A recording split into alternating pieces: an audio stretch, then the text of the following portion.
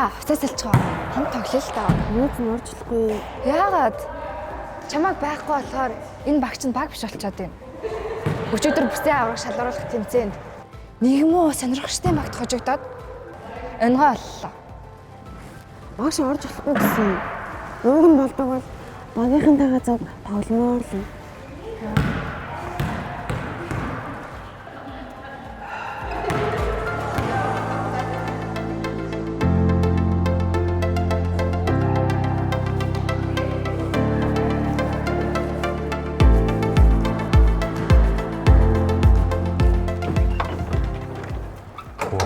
Дахиад өрөөжсөн.